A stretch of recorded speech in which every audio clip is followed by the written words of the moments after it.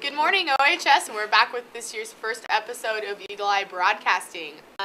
Hunter and I and Colin are the only returning members, so we've got a lot of new faces in the studio, like Nikki Gottschall. She's actually the only other girl in it with me, so it's going to be a fun time. You'll probably be seeing a lot of us this year. Anyway, we're going to kick things off. This year we're combining our announcements with the weather, so it'll be a shortened segment to get to the good, juicy stuff that the viewers want to see. But the announcements and the weather are vitally important, so we'll kick it off. Today, on Monday, August 21st, there's staff development at 2:30, and kindergarten through 12. The SCCLA kickoff meeting is tonight at 7 p.m., along with the FFA kickoff meeting at 7 p.m. And I know for that you're meeting here at the high school, but then you're going to Rob's, or to Mrs. Horn's house. We're going to have a bonfire. It's going to be a fun time. I was going to say, if you have any questions, probably contact Nikki or something about that. And today is also the solar eclipse field trip day to Worms. So that's awesome, solar eclipse day. Tomorrow, there is the first day is preschool, and the golf triangular at West Holt with Ainsworth has actually been canceled, so you golfers, live updates. just to let you know. And the varsity was DH softball with Wayne at 6:30 p.m. tomorrow night. Doubleheader. Sorry, I'm unaware of that. I didn't know that either. Anyway, so then there's that tomorrow. On Wednesday, August 23rd, are the fall activity pictures. Talk to your sponsors if you're in a fall activity about times and uniforms and packets. Also, I know that it's the day seniors are doing the posters for the gym. So bring whatever outfit or piece of equipment you want in that picture with you. And are we stopping in here, Mr. Peterson, for that? Yes. And come to Mr. Peterson's room to get that picture taken whenever you're available during Wednesday. On Thursday, there's the Ainsworth golf invite at 10 a.m. The van leaves at 7:30. And the JV and varsity softball at Ponca at 4:30. And the bus leaves at 1:30. And the activity is listed incorrectly on the school calendar, so make sure you check the announcements if you need to look back at that. On Friday, August 25th, we have our volleyball scrimmage at the Nebraska State Fair, which is, I think our games are at 9:15 and like 10:30 maybe. So if you have your day off already and you're going to head down for the football game that night, why not catch the volleyball in the morning? It's going to be a good time, and we're going to do really well. We have a good team lined up this year. And there's also football at Grand Island Central Catholic at 7 p.m., and the bus leaves at 2:30. So you can catch both. I know the volleyball team's going to stay for the football game, and it's going to be fun. In other announcements, students, if you're interested in football, softball, cross-country, or volleyball shirts, please pick up an order form in Mrs. Ludwig's office. If you are interested in an O'Neill Eagle blanket, please see Mrs. Ludwig as well. I believe they are $30, but they're pretty nice. The O Club was hosting the Ford Drive for Your School promotion. I think that went pretty well, didn't it? I don't know. I wasn't there, but yeah, that was last Saturday. So once we hear the results from that, we'll let you know. We need at least 2 volunteers from the O Club to help. That was still the thing. Sorry My about bad. that. Okay, the Grand Island Central Catholic, is that what that is? Dance team would like to invite everyone to their meal deal on Friday, August 25th.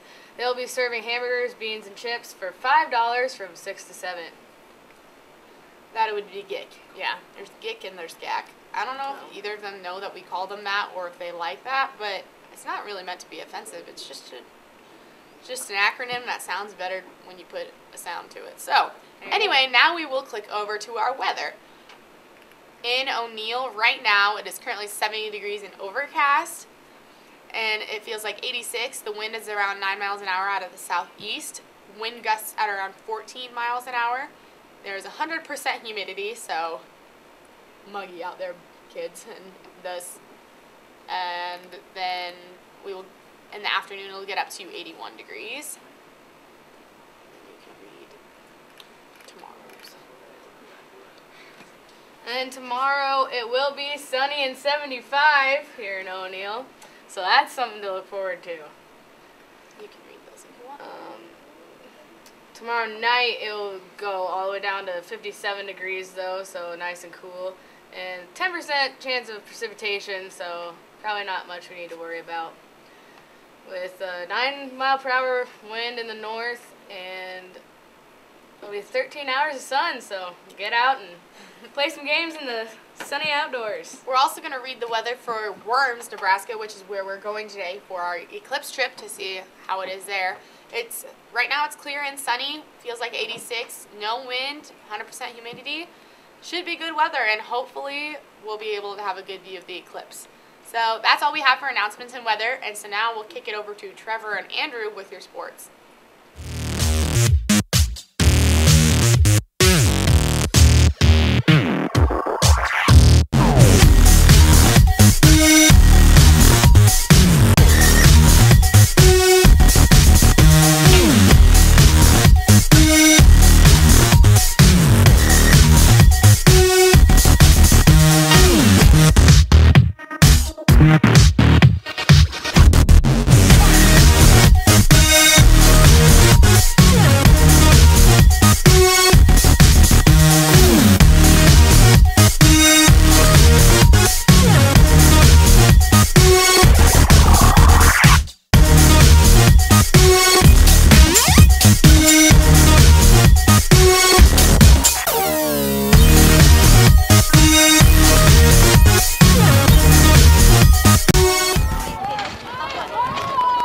Alright, and now time for our sports broadcast.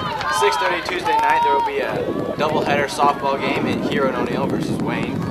On Wednesday, there will be activity pictures for fall sports, so make sure to bring your uniforms. Also, the Eagles will start their football season this Friday night versus Grand Island Central Catholic in Grand Island. Okay, now let's jump over to the NFL preseason games that went down this weekend. On Saturday, the Rams defeated the Raiders 24-21. On Sunday, the Steelers beat the Falcons 17-13, and the Saints beat the Chargers 13-7. Tonight, the Giants will face the Browns, and I want the Browns to win for two reasons.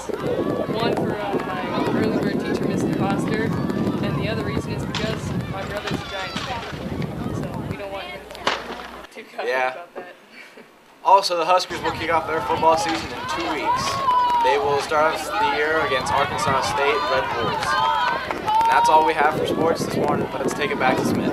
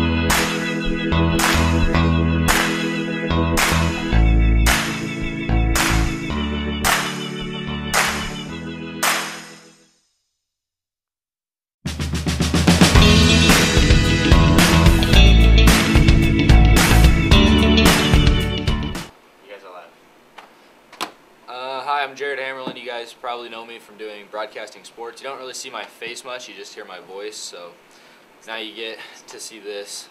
We're going to talk about the solar eclipse. Today, history will be made in America. People across the United States will see the sun disappear behind the moon.